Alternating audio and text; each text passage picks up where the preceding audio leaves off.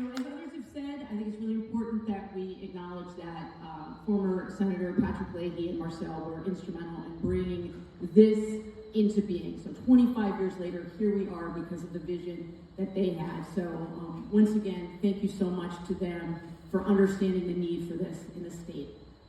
I also want to thank, once again, people who have said it, they thanked Senator Welch's staff, but I can tell you as a new member of Congress, we couldn't get anything done without our staff, okay?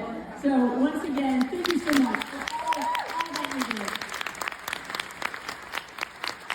So in my new role as Congresswoman, I think a lot about leadership and the kind of impact that I want to have, the kind of person that I want to be. And leadership, I have come to understand in a very deep way, it's not about how we as members of Congress necessarily show up every day, though that is important. That I want us to think about what is the leadership that we are able to demonstrate in our organizations, in our businesses, in our communities, regardless of whether you have an official title, right? We all have impact every single day. And we can either acknowledge that we have that impact or pretend that we don't, but we're having it, okay? Some is intentional, some is unintentional. So what I want us to think about today is what kind of impact do each of you want to have? And how do you use the position that you have to have positive impact on the people around you? So we have impact each day, every day, all day long. We can either lean in and engage with people around us, or we can choose to check out. And these moments can happen in an elevator. They can happen when you're meeting with your staff in the morning. People are watching us all the time and getting cues from us about how we show up as people in the world. So, positive impact is built in tiny little moments, tiny gestures.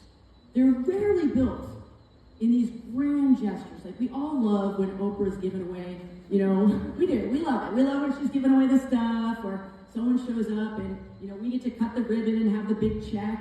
Those are some of the fun moments for our staff. But really, people are watching us each day to see how do you interact day in and day out. So, I serve in Congress. I can tell you that I don't see a lot of empathy and compassion day in and day out. And I've spoken with both Senator Welch and Senator Sanders about when they were in Congress. And they have said to me, what I'm experiencing is next level. It's worse than they'd ever seen before. So many of the people that I serve with, I refer to them as conflict entrepreneurs. I didn't coin that term, but it is spot on. It is every day, how do I drive the fear, the anger, the frustration? I don't actually want to solve a problem. I just want to make it on Twitter or the evening news, right? It's driving conflict and fear. And they take up a lot of space. They really do. They make a lot of noise. And they make many of us, and what I mean that is writ large across the country, they make many of us doubt that real leadership exists anymore in our elected officials. And this flawed kind of leadership, this anger, this fear, this resentment, is not just happening in Congress right now, though that is a very public representation of that. It's happening, unfortunately, across our country right now, and it's trickling down into Vermont. So, when I get discouraged by this dynamic, I'm a nerd. I go and I read research to find out what's happening here. And there is a book written by a professor at the University of California. His name is Dr. Keltner. And he studies power, and he studies how power interacts in groups. And one of the things that he talks about in his book, The Power Paradox, he shows that the traits that bring people to us, that give people trust in us as leaders, are the very traits that we lose the more power and influence we gain. So let me break it down for you. The skills and practices, the traits that bring people to us. And the research shows it. I mean, we know this intuitively, we know this, but the research shows it too. Empathy, generosity, gratitude, and being able to tell compelling stories about you, your team, and what you're trying to do in the world. Those are the things that give people confidence in you, that draw people to you. And again, not just as a very public leader like me, but in your organizations, in your businesses, in your communities, okay?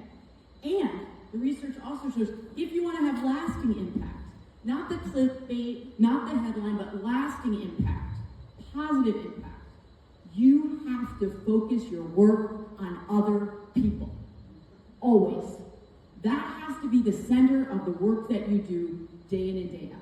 In public moments and in those quiet moments when you don't know if anyone's watching you. You have to show enthusiasm for other people's ideas. You have to treat people with dignity and kindness. You have to be curious about the ideas that people are bringing to you on your team and not assume that you know better because you are in a position of power. I don't have to tell you, we have a very skewed vision in this country about what leadership looks like. Real leadership is not brash, it's not rude, it's not the mean boss who's the most effective.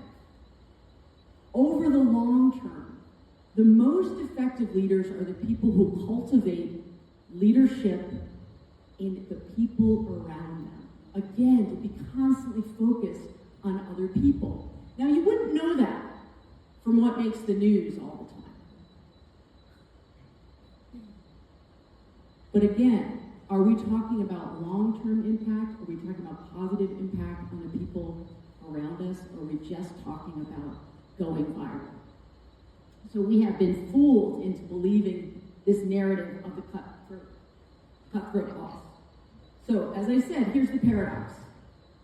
Even if you have that true sense that compassion, empathy, generosity, curiosity are those things that lead to better leadership, you must be vigilant when you get any kind of power and influence to make sure that you don't lose those qualities.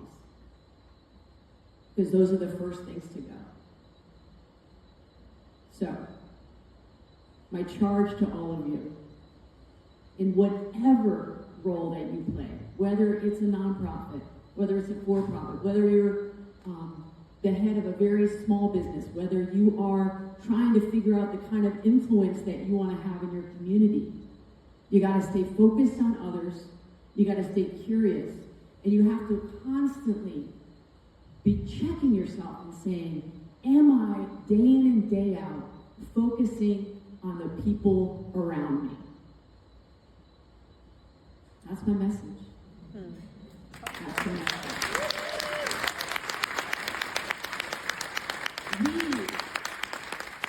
We individually make the difference. We make the difference. There aren't some other people that are going to come and save us from ourselves. We have to do it. We are the ones we've been waiting for. We are the ones.